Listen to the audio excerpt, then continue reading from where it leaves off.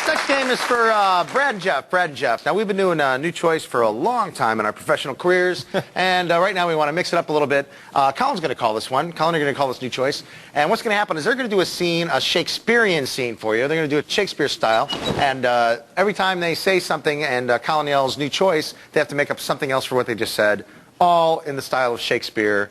And all we need from you guys, a place to be. Bakersfield. Take it away with New Choice. Shakespeare, New Choice. Ah, good portfolio. I stand here in this field that I have recently purchased from the baker.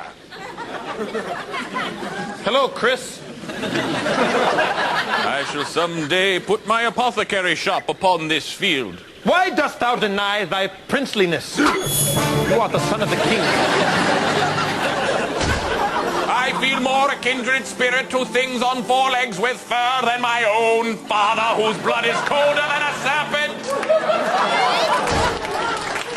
'Twas thy father that bore you, not thy mother. You were born from thy father's womb. New Choice.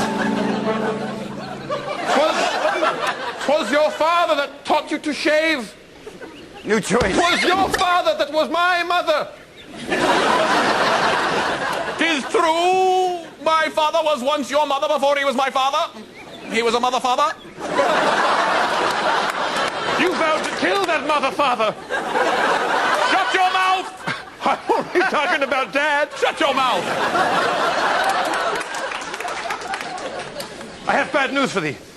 Yea, throw it upon mine ears. The field upon which we stand, the one that you have just purchased, is haunted by a ghost most foul. New Choice.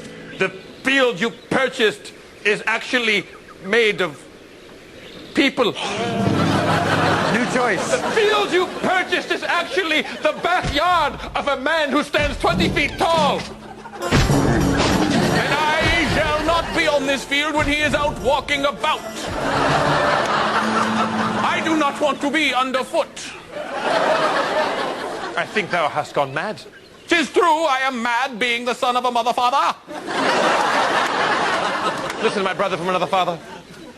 I want you to go back to the castle. Your choice. I want you to think about this riddle.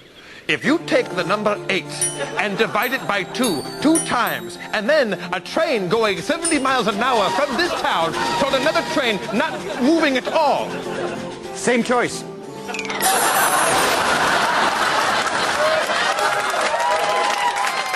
If you take the number 8, divide... I heard you the first time. Thank you very much.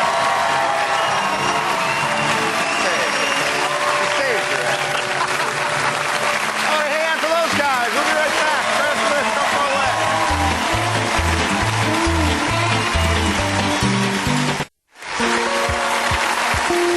Hey, welcome back. Welcome back to the Green Screen Show.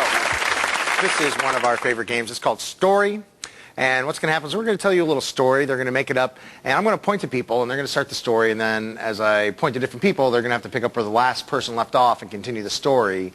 And no matter who I point to, they have to just keep on going. We're going to make up a story for it. We need a name of a fairy tale. Not a real fairy tale, but make up a name of a fairy tale. The story of the blank. The man who stole Florida. Story of the man who stole Florida. We'll make up anything we want with it. Doing a story for you. The fairy tale of the man who stole Florida. Peter Peninsula stared at his map lovingly. There was something he loved about the shape of that southern state.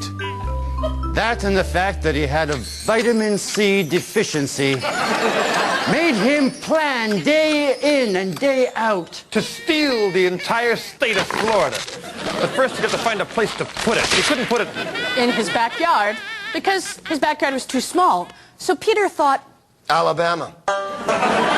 No one will look for Florida inside Alabama. Peter, what are you doing down there? His mother yelled. Oh, nothing, as he stood on the border of Alabama and Florida with a giant hacksaw.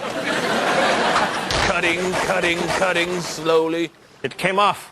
But what he hadn't expected was Florida started to drift off into the ocean.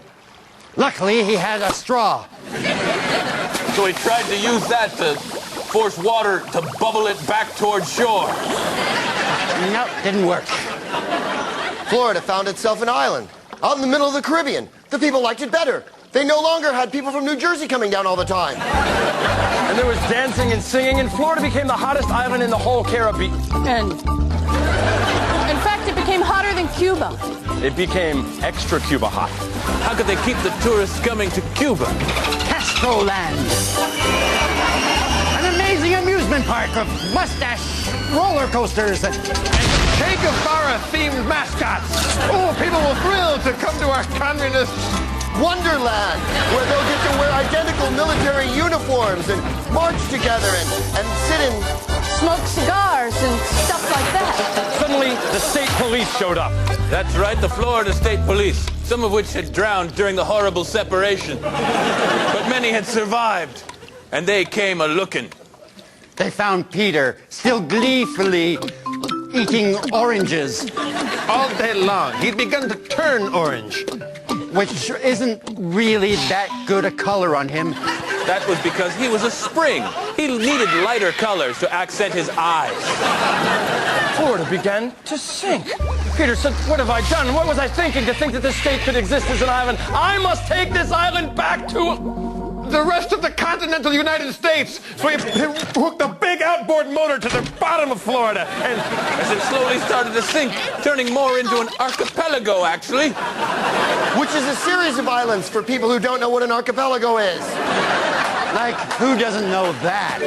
So Peter decided to whip that motor into a frenzy, and he started to heave that whole archipelago towards its homeward destination. Just then his mother found him. She was angry. She admitted to Peter that she had been dating Fidel Castro since the 60s. She said, honey, we're taking Florida. Back where it belongs. In the middle of the ocean next to Cuba. They're going to combine Cuba with Florida and make a new super country called Floriduba.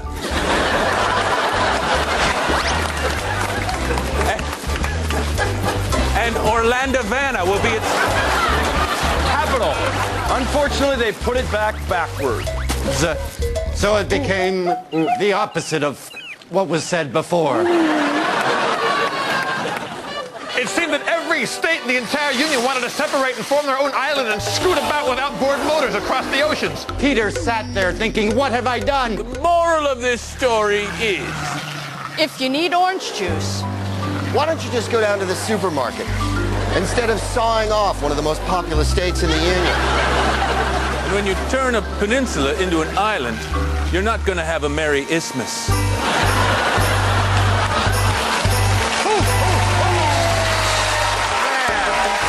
What horrific.